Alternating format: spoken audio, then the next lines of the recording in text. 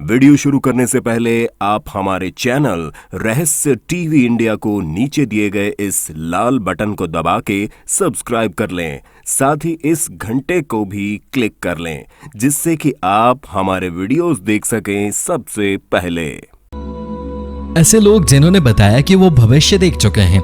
दोस्तों, अभी तक भविष्य में जाने की बात को लेकर बहस चलती रहती है, लेकिन कुछ लोग ऐसे भी हैं जिन्होंने ये दावा किया है कि वो भविष्य से वापस आए हैं, और वो तो यहाँ तक कहते हैं कि वो दूसरी दुनिया भी देख चुके हैं। इस बारे में जो सामान्य बहस का मुद्दा है वो ये है कि वो लोग अपनी घटना को अतीत से भी जोड़ते हैं। समय में भविष्य में यात्रा करने वाले दावे कई बार वास्तविक और विश्वसनीय भी लगने लगते हैं, लेकिन भविष्य से हम सब अनजान हैं। कुछ लोग जो भविष्य में होकर आ चुके हैं वो अपनी कहानी को साबित करने के लिए कुछ सबूत भी दिखा चुके हैं, पर सवाल यह है कि क्या उनकी बातों पर विश्वास किया जा सकता है। आज हम आपको ऐसे लोगों की कहानियां बताने जा रहे हैं जो ये दावा करते हैं कि वो भविष्य की समय यात्रा करके वापस आए हैं। Number 1, John टिटोर। 2 नवंबर 2000 को जॉन टिटोर ने इंटरनेट पर एक मैसेज पोस्ट किया कि वो वर्ष 2036 में से वापस आए हैं। टिटोर ने यह दावा किया कि वो पहले 1975 में गए थे, जहां उन्होंने IBM 5100 कंप्यूटर लिया और फिर वर्ष 2000 में एक बार निजी कार्य के लिए रुके थे। अपनी बात की पुष्टि करने के लिए उन्होंने एक तस्वीर भी दिखाई जो उनके अनुसार टाइम मशीन की तस्वीर थी, जिसे जनरल इलेक्ट्रिक के द्वारा बनाया गया था। टिटोर ने यह भी दावा किया कि 2004 में अमेरिका में एक सिविल वॉर छिड़ेगी और फिर अमेरिका रूस के साथ परमाणु युद्ध में भिड़ेगा, जिसमें लाखों लोगों की मौत होगी। उन्होंने बताया कि वो सेना के एक टुकड़े का हिस्सा थे जो अतीत में कुछ महत्वपूर्ण हथियारों को लेने गए थे जिससे मानवता को बचाया जा सके।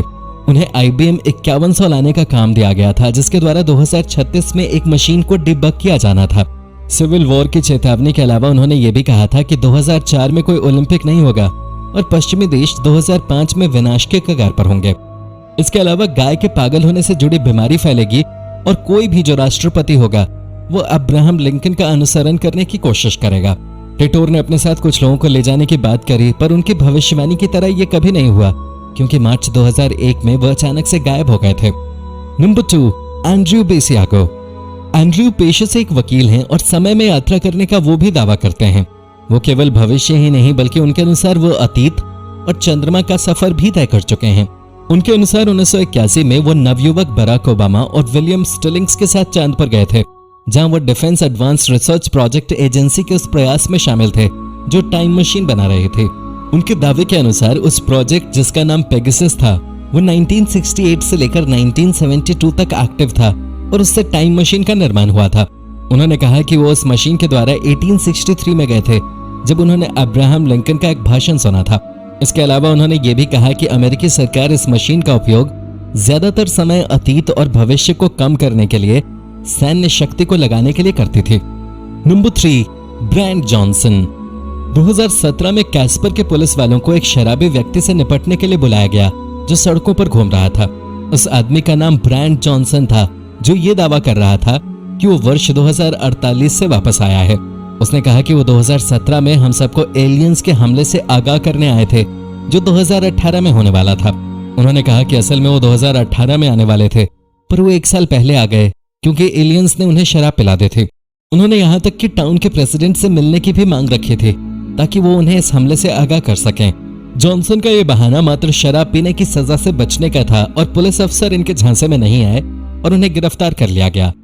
नंबर 4, नोआ ने यह दावा किया कि वो 2030 से आए हैं। उनके द्वारा YouTube पर पोस्ट किए गए एक वीडियो के अनुसार आर्टिफिशियल इंटेलिजेंस लागू हो चुकी थी, बिटकॉइन एक मान्य करेंसी बन चुकी थी, मौसम में बदलाव आ चुका था जिसके कारण नॉर्थ अमेरिका का मौसम गर्म हो चुका था और यूरोप का ठंडा। उन्होंने ये भी कहा कि इलेक्ट्रिक कार काफी विश्वसनीय हो चुकी थी, लोग कई बार चंद्रमा की यात्रा कर चुके थे और कैंसर का इलाज मिल चुका था। उनके द्वारा की गई भविष्यवाणी में सबसे अजीबोगरीब ये थी कि उन्होंने कहा कि अमेरिकी राष्ट्रपति डोनाल्ड ट्रंप 2020 का चुनाव जीतने के बाद अपना नाम बदलकर इलाना रेमिके रख लेंगे। हालांकि नोआ के ये दावे खोखले ही लगे क्योंकि उन्होंने इस बारे में कोई सबूत पेश नहीं किया। सबूत न देने के पीछे उन्होंने ये वजह बताई थी कि पैराडॉक्स की वजह से लोग उन पर विश्वास नहीं करते। नंबर 5, विलियम टेलर ने यह दावा किया कि वो मौजूदा समय में वापस आने से पहले वर्ष 2005 से वर्ष 3000 तक गए और आखिर में वर्ष 8973 तक। उन्होंने ये दावा किया कि वो ब्रिटिश इंटेलिजेंस एजेंसी के लिए काम करते थे और उन्हें टाइम ट्रैवल के अनुभव के लिए भविष्य में भेजा गया था और एजेंसी इसके लिए 1981 से कार्य कर रही थी। उनके अनुसार वो सबसे पहले वर्ष 3000 में गए थे, जहां लोग जमीन पर चलने की जगह हवा में मशीनों के द्वारा उड़ते थे। उसके बाद वो वर्ष 8973 में गए, जहां मौत, बीमारी, जुर्म और युद्ध का कोई वजूद नहीं बचा था। सभी इंसानों का कद लंबा और शरीर मजबूत था, सिर और आंखें बड़ी थीं। सब लोग रोबोट्स और साइबॉर्ग्स के साथ बड़ी शांति से रहते थे। उन्होंने इस बात का भी इशारा दिया कि भविष्य में समय में यात्रा करना सामान्य हो जाएगा। उन्होंने ये भी दावा किया कि उनकी मुलाकात एक और समय में यात्रा करने वाले व्यक्ति से हुई थी, जो 2055 से आया था। नंबर 6, बेला। बेला एक अल्बेनियन महिला थी, जिनका यह दावा था कि वो सन 3800 का सफर करके लौटी हैं।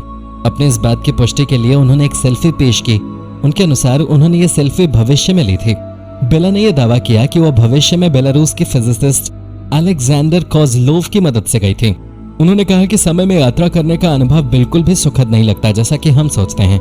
जब उन्होंने यात्रा की तो सब कुछ काला हो गया था, और जब भी वो भविष्य की यात्रा करती थी तो उनके शरीर में बहुत ज्यादा ऊर्जा दौड़ने लगती थी। उन्होंने बताया कि जहां भी उनकी नजर गई, उन्हें केवल रोबोट और मरे हुए लोग दिखाई दिए। उन्होंने ये भी दावा किया कि उनका भी सामना एक रोबोट से हुआ था। वो काफी बड़ा था और बोलने में और चेहरे के आकार बनाने में भी सक्षम था। उस रोबोट ने उनसे पूछा कि वो कहां से आई हैं, पर उन्होंने कोई जवाब नहीं दिया। नंबर 7, अज्ञात आदमी, अनआइडेंटिफाइड मैन। एक अज्ञात आदमी जो साइबेरिया से था, उसने ये बताया कि वो सन 4040 की यात्रा करके वापस आया था। उसने ये दावा किया कि वो एक फिजिक्स लैब में काम करते थे, जहां उन्होंने एक अन्य वैज्ञानिक के साथ मिलकर एक टाइम मशीन बनाई थी। उसने उस मशीन का परीक्षण खुद पे किया और वो खुद सन 4040 में पहुंच गए थे, जब आधी से ज्यादा आबादी खत्म हो चुकी थी और रोबोट दुनिया चला रहे थे। उन्होंने ये भी कहा कि मानवता के विनाश की नींव तो 2048 में ही रखी जा चुकी थी, जब इंसानों ने दूसरी गैलेक्सी के एलियंस के साथ संपर्क किया था। उन्होंने ये भी बताया कि एलियंस की उम्र इंसानों के मुकाबले ज्यादा होती थी और वो औसतन 400 से 500 सालों तक जीते थे। एक लड़ाई के दौरान उनकी संख्या केवल 2 लाख के करीब बची थी और 2460 में वो धरती पर रहने लग गए थे। नंबर 8, हक्कान नॉकवेस्ट।